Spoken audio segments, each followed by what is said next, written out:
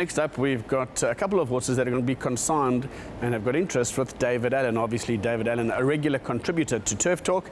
He's been an investor in the South African horse racing industry for some time, and he'll be selling a couple of individuals out at Mistico as well. And Fi tells us more. We're here at Kenilworth Racecourse. It is a little bit noisy because we're getting ready for Derby Day and the Prawn Festival. It looks like there's going to be a bumper crowd here this afternoon, but I'm very lucky to have David Allan with me this morning. He's going to be chatting to us about his draft directly and indirectly going to Mistico because he's involved with 40 yearlings. David, morning. Morning, how are you? Good, thank you. Welcome back to Cape Town. Thank you. Now, you're directly and indirectly involved with 40 yearlings going on this sale. That's quite a big draft. Well, yes, it's directly and indirectly. That includes yearlings that we've bred ourselves, yearlings that I manage hands-on, and the products of farms for which I consult or promote their products. And then, of course, there's a long list of stallions that we're associated with. So, yep, it's about 40 total. Yeah, and it's come at a good time, the sale, actually, just after this meeting, and we've had the Asian Racing Conference here, so nice to follow on with the equine things going on and having the sale on the 28th. Yes, the conference situation and the dates, it could have been a bit closer, but then again, it would have meant moving it further from the mid-March slot, which is where this sale in one guise or another has been for a long time, and in my humble opinion, very successfully, or potentially very successfully. The Equimark Vintage used to be in that mid-March slot under canvas at Durbanville, and it was a very, very good sale. And actually quite a lot of people from overseas would come for that sale too, because March is still fine, and, you know, come and see and buy a horse for not too much money. The Vintage got blown away really by the first Cape Premier Yearling Sale, and that was the end of that story. But even when CTS started a book 2, I was trying to be very positive about that, because as an alternative, not quite so early for the production of the yearlings, just a very, very good slot. And frankly, I'm frustrated because people tend to talk it down rather than up, and that's really not good. I think it's potentially, in this Mistico sale coming up, it's potentially a really nice sale. Yeah, absolutely. As you said, held out at Mistico. Catalogue doesn't look too bad. Got some nice horses on the catalogue with some nice pedigrees. Absolutely right. Nice pedigrees, but also nice individuals in there, in amongst them. It's a sale where you have to do some work.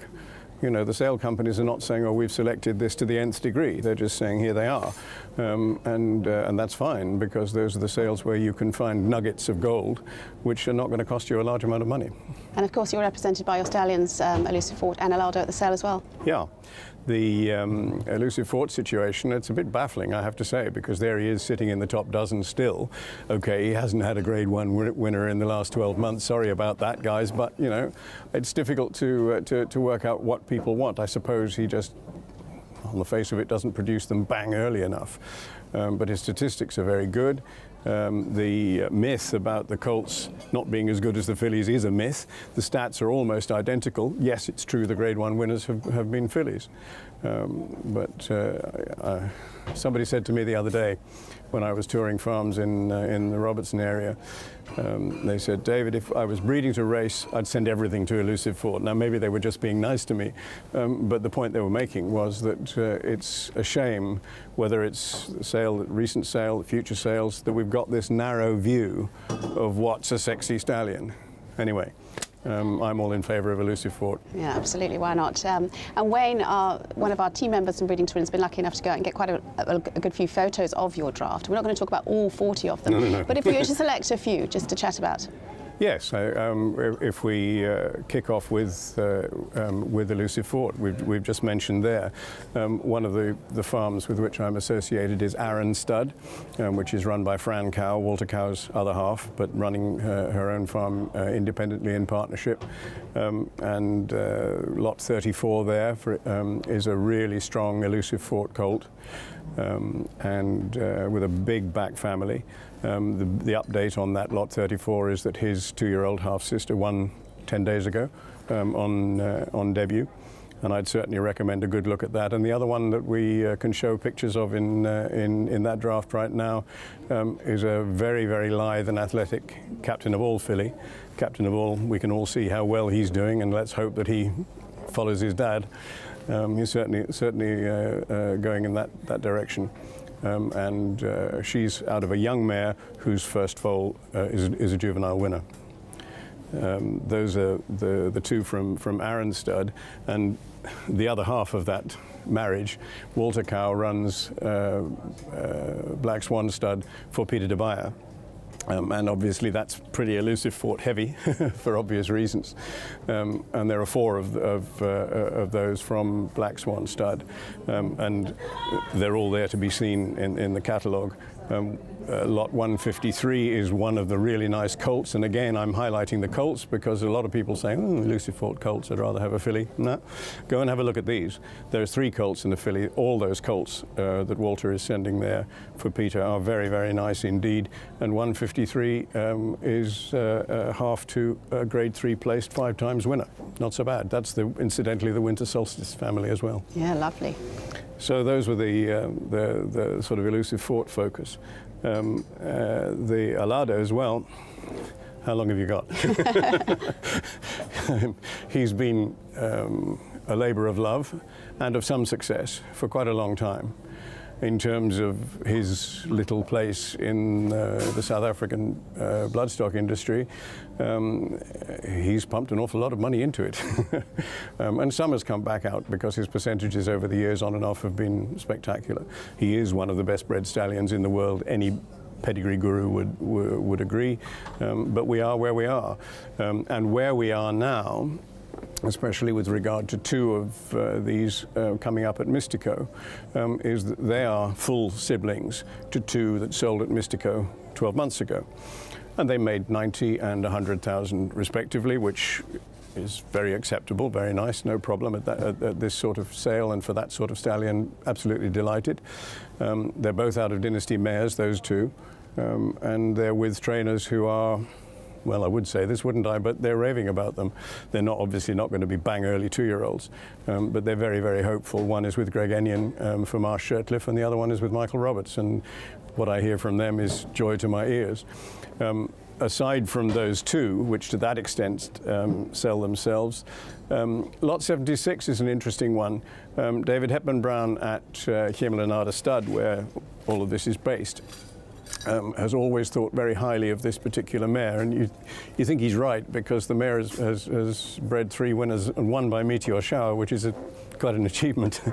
And this particular yearling, not absolutely typical Alado, but I think a very well developed sort and well worth having a look at. That's Lot 76 out of Kensington Park. Another one to highlight is, I think it's 114, out of Our Princess. That makes him a full brother to 3 multiple Alado winners, 2 of which have got black type. One is not shown as black type in the catalogue, but it is black type. So, you know, that's really quite something, and well worth pulling out to have a look when you're pulling out all 5 to see. And finally, on the Alado front, just to highlight a filly that I think she's very nice. I know the family especially well. She's the 3-part sister to a decent winner here, Grandiflora, and very much well worth looking at, because not only for herself, but if there's a breeding end to all of this, what could be better than an Alado filly to breed from, with that enormous family with nearly 30 Group 1 winners in the first 3 dams? It's extraordinary. Yeah, certainly sounds like some yearlings worth going and having a look at, some exciting pedigrees. I hope so. I think it's the sort of sale where people need to look at everything. Yeah, and from what we've seen of the pictures as well, some nice looking individuals as well. Definitely, and that's what this sale is all about. I was fortunate enough to buy and buy in one case, but buy independently the 2 elusive fort Grade 1 winning fillies.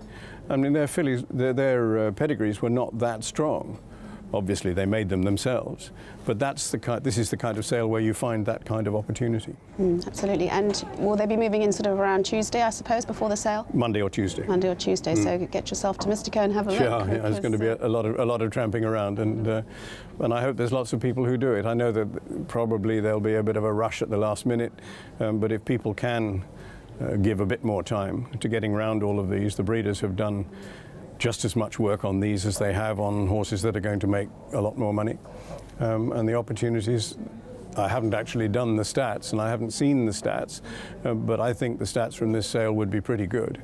And certainly I've been associated with selling 8, 10, 12 winners from this sale in just the last couple of events. So I think it's a good chance for people to go and buy. That's right, and it gives the buyer the opportunity that maybe they missed out at the first Premier Book 1 Premier Yearling Sale. They've got another bite at the cherry. Yes, they have, and unfortunately or fortunately, depending on which side of the fence you're looking from, the pricing is some parts of the Cape Premier Yearling Sale are not too dissimilar to the better end of this one. So yes, there's crossover opportunities.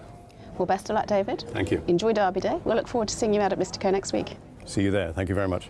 Mistico is certainly looking like it's going to be a lovely sale. It's a good catalogue. David Allen's got plenty of interest on the sale, and we'll look forward to him selling well and seeing him out at Mistico next week on Thursday the 27th.